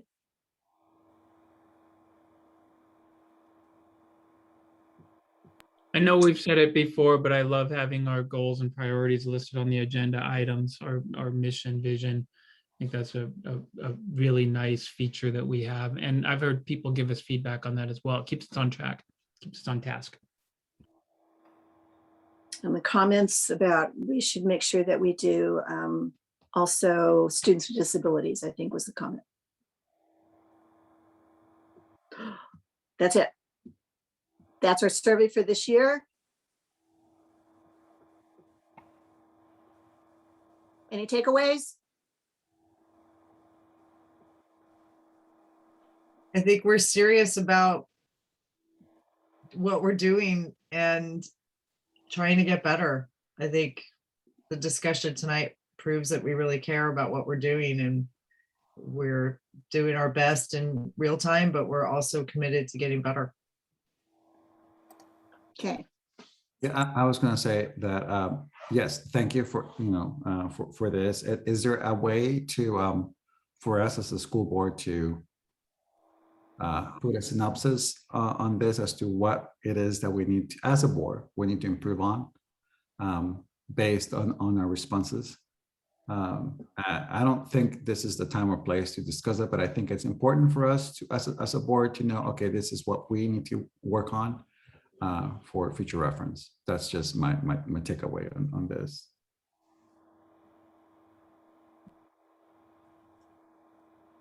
I want to give a response to that. I think that's important for each of us to do that, but let's say that you do the synopsis or I do the synopsis.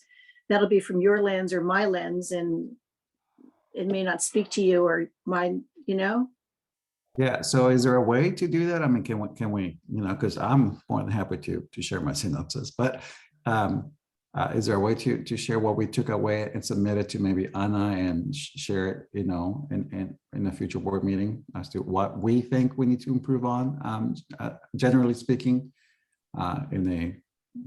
so that way, this is, it's more generalized instead of just having these questions. Because I like to have, after having this survey, what are we doing next after the survey, right? As a school board. That's just my 2 cents, but we don't have to do it just now because I know it's more work. Whether it's more work or not, hasn't been, we haven't shied away from that or assigning it to admin to do, but really, I don't know what kind of synopsis I could do that I could do as a president, or that you could do as a clerk, or executive team. Maybe the executive team should get together and do that for us, or that everybody's got their own takeaways. I certainly have some takeaways for myself. Okay, that's fine. I just want to make sure that we have something as a follow-up, right? But I don't want to add more work to this staff at this point. Seriously, I don't. So I think if anybody should do it, would be the executive team. Is that a request you want to make? Jill. Well, I was going to say, of course, I was just going to put it on Superintendent Chernell, sorry. But I just because we were the ones discussing and you were the one listening, right. And I thought, and this isn't really shared with the public, but I thought a good place to start would be, and no pressure, but would be maybe to list your takeaways from what you heard in your board update, your weekly board update to us. Because I think that would be interesting for us to see it that way. And I feel like it would be, of course, it's through your lens, but that's a different lens than, the 7 of us. So right. I don't know, just an idea. I agree. Not trying to get out of work or anything and give you more work, but well, would be happy to maybe a little that. bit, but no. I would be happy to do Can that. I second that motion? Is that? I will do that. Okay, we are moving on to B2. This is a discussion on the board governance handbook, and we do need to approve it, and we can approve it So this is a draft. So as Anna and I talked about bringing this to the board, we figured because it was such draft, we really going to go through it piece by piece, and that we would take action on it at our next meeting after we fix the draft. So I'll give you just kind of a frame up.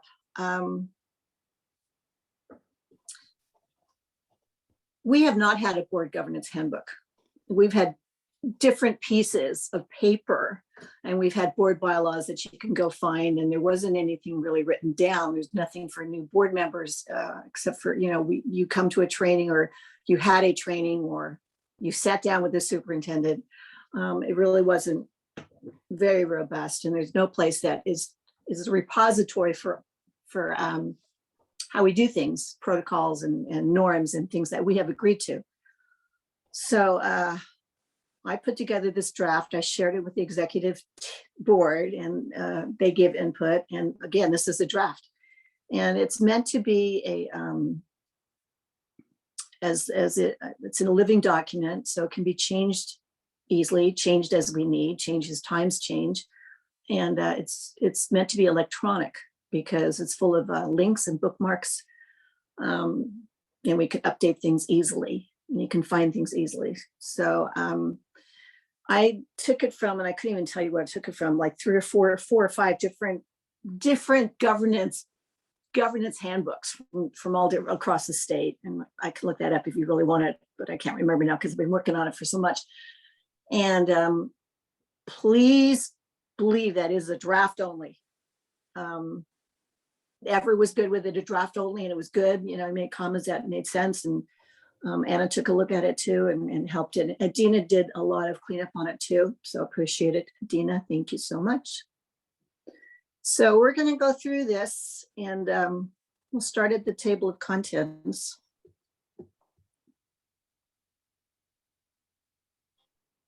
Oh, well, we'll start on the first page. So let's just get straight to, so the first thing is our mission, vision, strategic priorities, right? And it's bookmarked and it's right there for us, so we can find it instead of me running to my different places where I have it, so I can keep looking it up. And yes, it's always on the agenda. And then the priorities are there as the next page.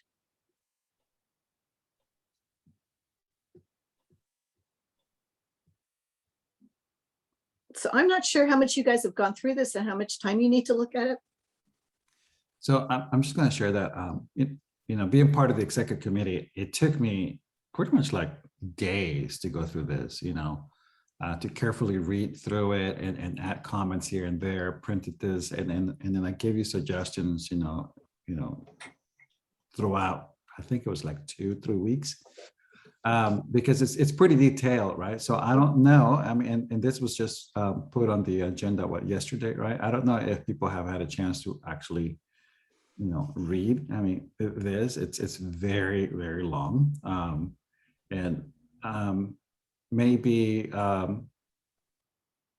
we should just ask board members if they want to just at their leisure read it and then come back with questions next time, because it is a lot to go through, and I don't know, like I said, it took me days and days and days to go over this and suggest ideas to you, Lori. So and I think it would be unfair to expect board members to do that tonight, but that's just my 2 cents. Which is why it's not an action. Well, just a few things that I can mention unless you want to brought back. I think on welcoming new members, I think we had added a section to our bylaws and an update that included the members get a copy of, I think, Robert's Rules of Order. I don't see that listed here in welcoming new members. I think on the articles and links, maybe adding if the Latino School Board Association. That's one. There was also the. I was wondering Okay, why. so wait. Robert's Rules of Order. Yeah, and welcoming new members, I think we updated our bylaws to include that new members get a copy of Robert's Rules of Order. I think we passed some bylaw around that, and I didn't see it listed there on the welcoming members, like upon their election or something like that. That's what we did.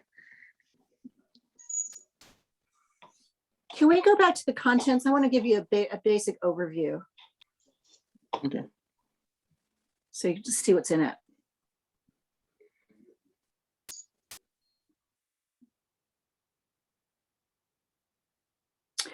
And the reason why it got longer and longer is because when I looked at everybody else's stuff, it started out pretty short. And then as I thought about when we get new board members, do they know what to do? How do they know what to do? How do they know how we do things? And so they can refer to this and it kind of lays things out for them versus them guessing or assuming. So that's why I got very specific. So you can see besides our LCAP goals, it's a link there for us. It's right there. Then governance principles and governance norms and protocols. All of this, a lot of it's from CSBA. The communication norms were the ones we wrote some, we need to re-sign that. I think all of us need to re-sign that. So you can read through these, what we all do.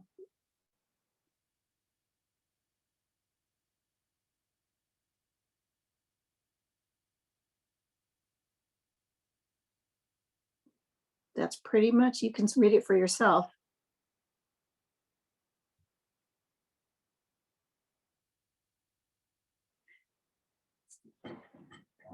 So is there someplace you'd like to start, or do you want to do whatever was suggesting that might be a good thing? I don't know if it would be okay for us to just use the Google Doc and just write comments on the side and you know, use it as a Google Doc as a shared document, and then we'll bring it back.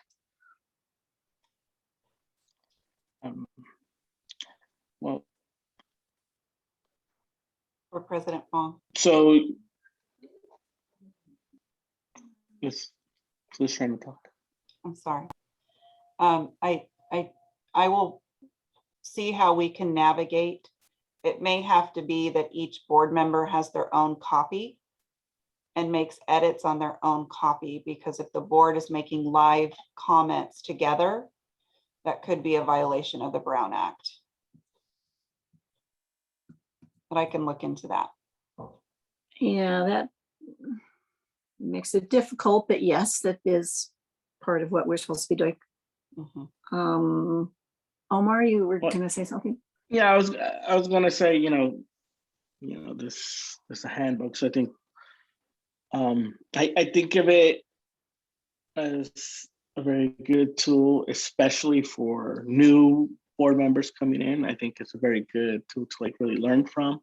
I think maybe based on kind of like the format that I'm seeing, I think it'd be good to add maybe something about like the budget, right? Like the budget cycle, and having that little brief understanding of, you know, how that picture we always see of the circle budget, you know, something around the budget and how that works and responsibilities around that, I think would be something good to add to it.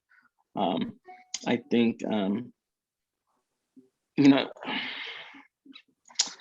I did just a real tiny thing on the LCAP, the state LCAP. It uses LEA, right? And I think for the very first use, maybe outline what LEA is.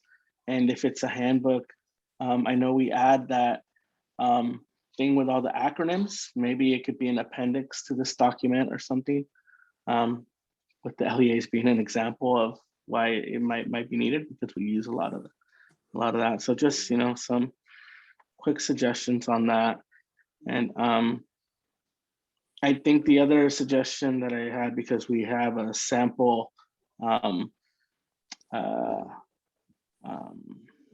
calendar, I think other things that happen, like maybe when things happen, such as school liaisons, like when that happens, you know, maybe that is an appendix for the school liaisons, or things that happen every year on a certain time, like what are things that we vote on, different dates, things of that nature that are common to know and to expect.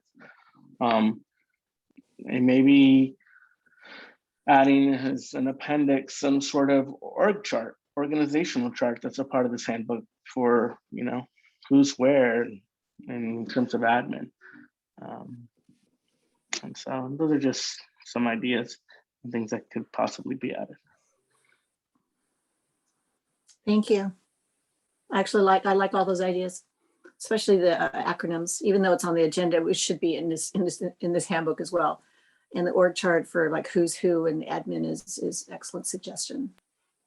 I'm a big fan of FAQs. Like, I'm wondering if there's a way for us to send someone, whether you, Lori, or the superintendent, just maybe questions that we had as incoming board members, and see if there are any similarities, and then have like an FAQ section. I know that like I had questions around like how do I like request that something gets on an agenda, and I'm sure it's in the board bylaw somewhere, but I'm also sure that it's a pretty frequently asked question. So Okay. I'd like that. At one point, I think, and ever, Jill, you could remind me, I thought we had a place where we had all the resolutions we passed. I thought so too, but yes, there is a place in there. But I was going to say there is a board annual calendar, Omar, in here that mentions when things are pretty much due. I mean, are you asking for something a little bit more detailed in terms of when we do certain things? And let me look at the resolutions. I thought we did have those resolutions in here. I think it might be a link. Okay, so there is a sample. I think we could make it particular to us. Clarifying question. Yeah. Mhm. On that board resolutions piece, is that a calendar of the resolutions that we would do each year? Is that what you are meaning by that? I would actually like links to all the resolutions. Do you mean, so each year, so for example, this is for my clarity.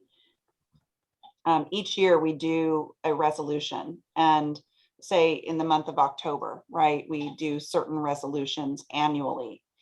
Sometimes we change the language in some of those resolutions based on data or new information that's been added for the year.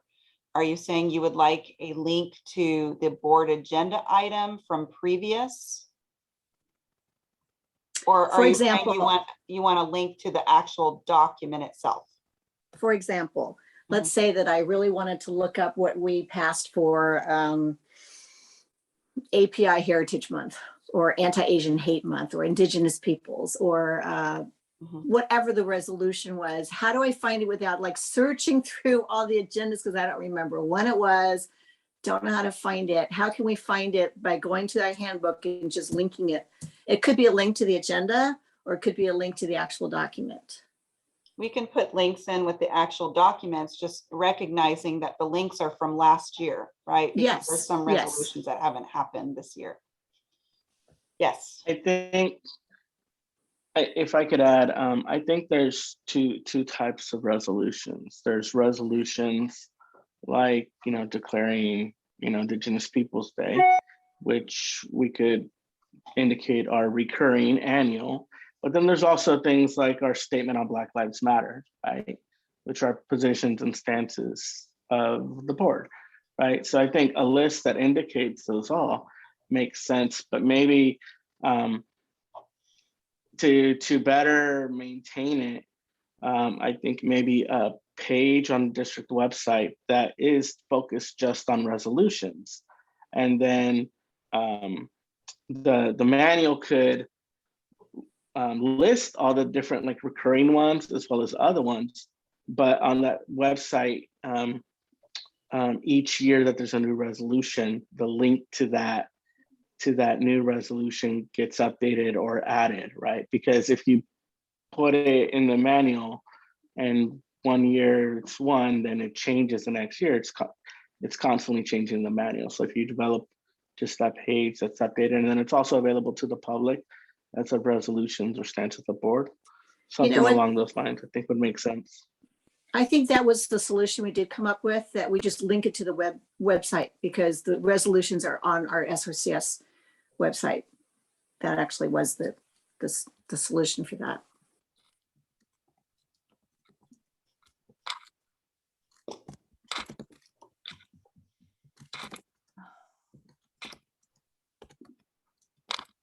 And I believe that page exists. Yeah. already. Mhm. So, yeah. Yeah. Um,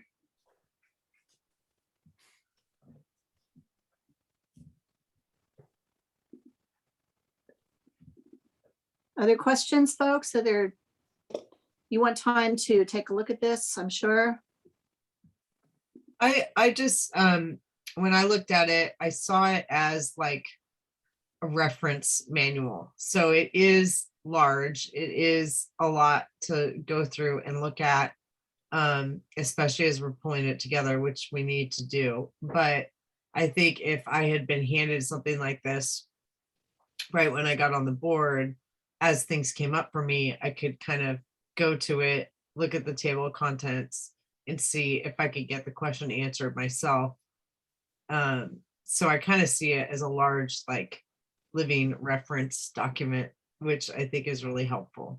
Because, when you first, I mean, if the, and it's just good for all of us, regardless of how long you've been on the board, because we often need reminders. We're like, what does that board policy say? Or, what's my fifth school I need to go visit? Or, just trying to like figure out just a reference point, a good place for you to be able to check. So I think it's going to be most useful that way. Not as a sit down and read it from cover to cover necessarily. Right. It's really designed to dive in where you want to dive in.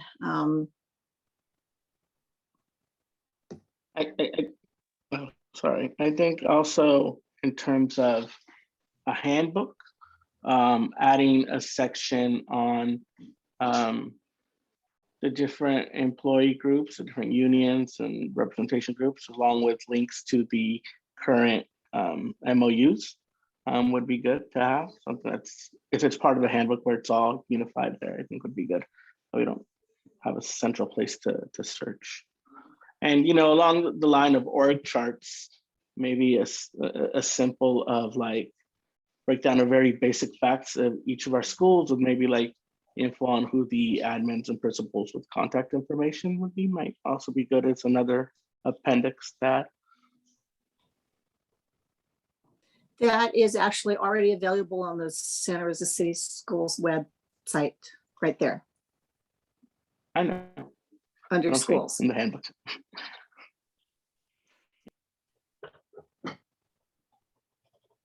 Is this something that we would publish on maybe in the board section of the San Rose City School website so that everybody has access to it? I think it'd be really informative to do that as well.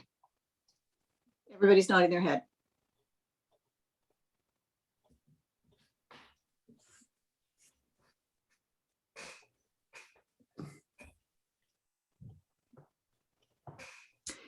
And Omar, on page 20, it's already there about having them what they're supposed to have, Brown Act, and also, let's see.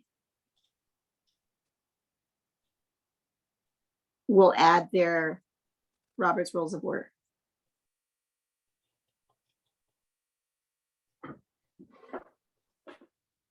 CSBA actually recommends something else. They recommend something called call to action. It's a handbook for board members, call to action, and I think incorporates Robert's Rules of Orders, but it's through the CSBA lens. I don't know if you've seen it before, but I've been using that.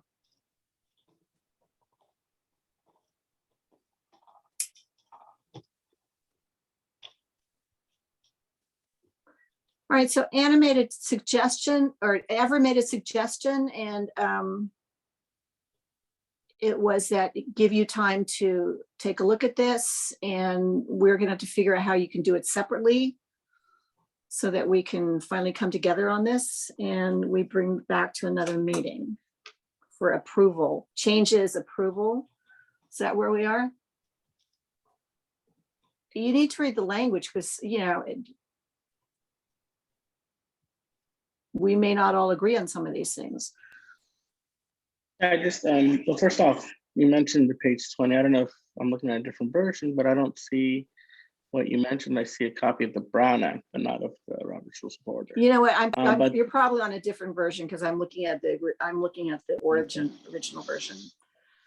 Okay, and in terms of, the only thing that I felt like was out of place on this, as a board member handbook, was the part on orientation for potential school board candidates.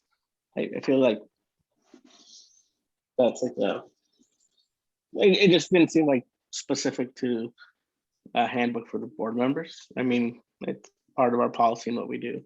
So that's the only thing that felt just kind of out of place to me.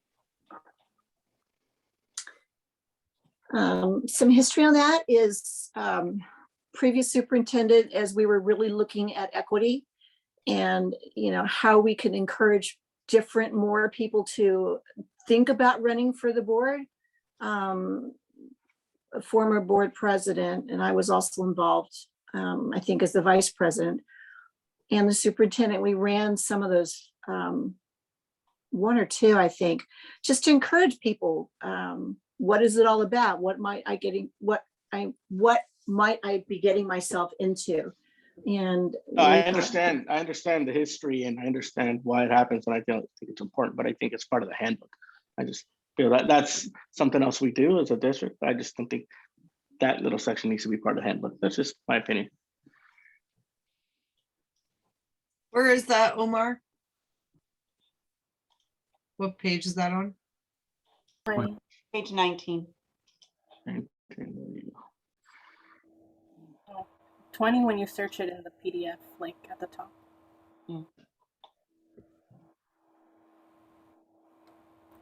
you guys can decide if it should be in the handbook or not.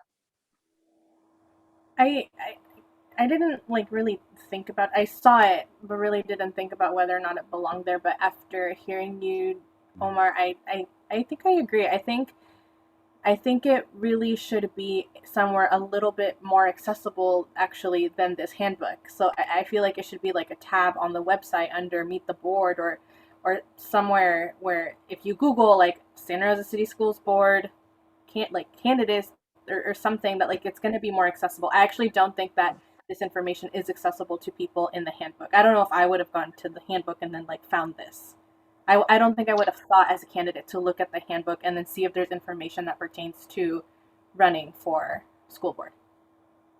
However, on our annual calendar of things, there's deadlines associated with things that we have to publish to register our voters and things like that. And I think that should be something that's listed on that annual calendar thing.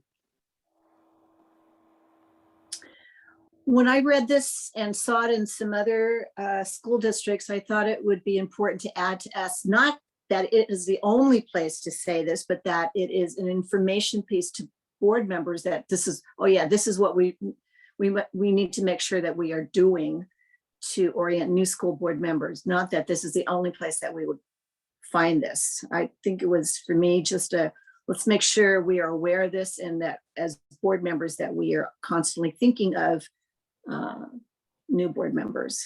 So I hear two different things. Like I hear orientation of new board members, which is different than this of new school board candidates, which I think is Before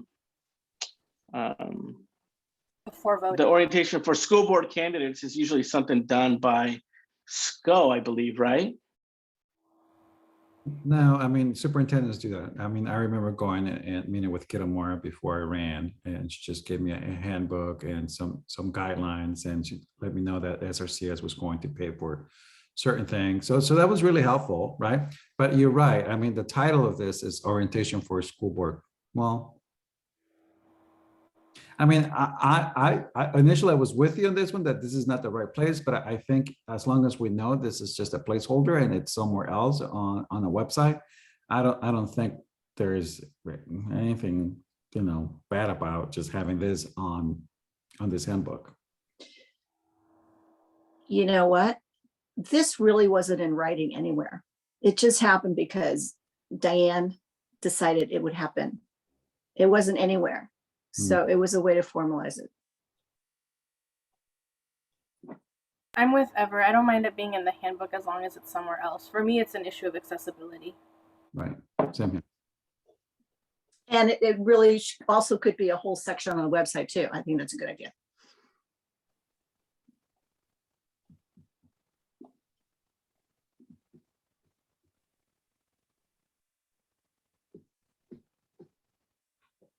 All right, how would you guys like to move forward on this?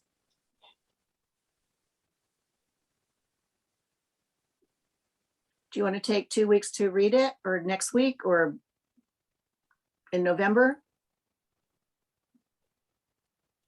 Well, I guess I'm wondering who's like, where's it being worked on? Like, is this the staff coming together, putting the work and putting everything into it? Because honestly, it feels like I don't know where it was all put together, but it seems like maybe the adequate thing would be like an ad hoc to put this together if there's a couple of people that are interested. Because I think going back and forth and having special board meetings for everything, I don't know, everything we said, it goes to someone, or you're talking about everybody reading it, are we sending it back to someone? Because I think if we're each looking at it and we're sending feedback to someone, there's not that back and forth dialogue in the moment to say, okay, is that really worth it or whatever? And I think an ad hoc committee might be, good 3 people to look at it, have that little back and forth dialogue, and then bring something back to all of us might make more sense. Well, Lori, how do you feel? I mean, we already had an ad hoc, Omar. It was Lori, Jill, and I. I mean, but Lori did most of this, right? And then I did editing. I did a lot of editing, and so did Jill. So can we rotate the ad hoc and give it to somebody else? Is that something we can do? Because I think I'm done giving pointers on this, because I spent a lot of time on it. But I would love for somebody else to have fresh eyes on this, right? Yeah, absolutely. None of us own it yet. I would love to be on the ad hoc. There are like some more, there's some editing things too that I noticed that it's like, I don't want to send an email with like, you have an extra period here and actually in should say is. So I wouldn't mind being on that. I will say though, if we're not in a rush to get this finalized, I would prefer to start this work in November, just because 2 weeks from now for me is, it'd be difficult if we're not in a rush. There's no deadline for this. There's no deadline. And I heartily agree. I think giving it to 3 different people would be a good idea.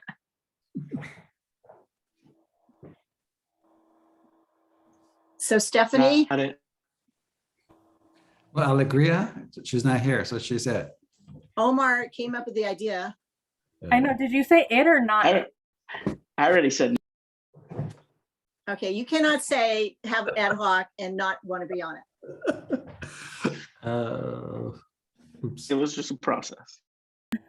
I like these next 2 months, I know for sure that I'm just like really tight with time. So that's why I'm definitely I am too. don't want to commit. I would love to take a look at this, like really dedicate some time to this. And I'm also really strapped with time, which is why I asked about like how rushed this is, and it doesn't sound like it is. So maybe if we could even push it back a little bit further, would you want to be on the ad hoc, Omar? Right now, by further, it'd be like mid-January for me. Okay, I don't hear anybody speaking up else. Well, when we started this, I mean, when you started this, Lori, I mean, you didn't give me a time, right? You just told me to look at it, right? And then, it took me a couple of weekends to do it here and there. But yeah, it isn't something that we have to have at a certain time. So, but I would love to have other board members be part of this, since it's our handbook, right? So if Stephanie and Omar need extra time, I mean, what's the rush? So can we say that we can have it by, I don't know, by the end, I don't know, by next summer, with a couple of follow-ups in the middle. Maybe a follow-up in January, another one in February, to make sure that we have a fully functioning handbook by the end of the school year. You know, we really need a handbook at the election cycle, probably for new board members. That's not until November, though. Yeah, so February sounds fine to me.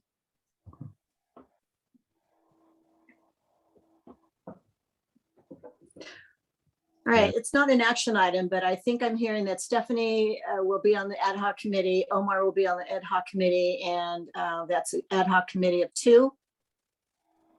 Ed? I did not hear Alegría object. Yeah, no, yeah.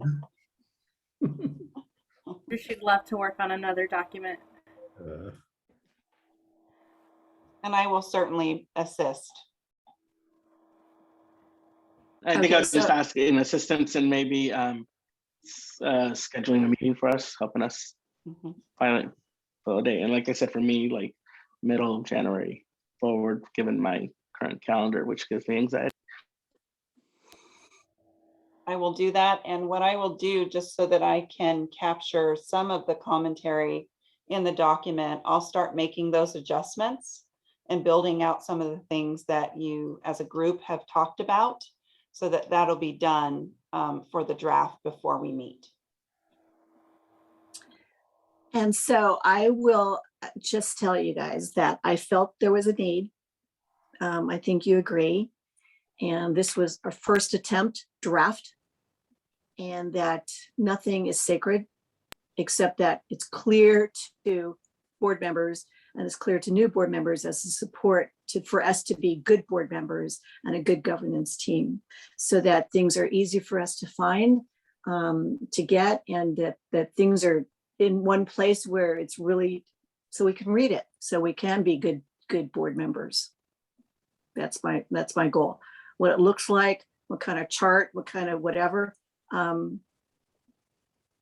This is a work that, you know, all of us can own and put it out there to us. All right, is that agreed to, Stephanie and Omar? And you can look for a third member. And we are going to bring it back to us as soon as you can get it done. Let's say that. But I would say, I think maybe, can we say no later than the June meeting? Okay. Okay. So, any other last words from anybody? And if we have any edits, who do we send them on to? If I find something, just to Superintendent Trunell or to you, Lori? I think at this point, you're going to send them to Superintendent Trunell. Got it. Thank you. Thank you. All right. It is my hope that you're finding value as being a trustee.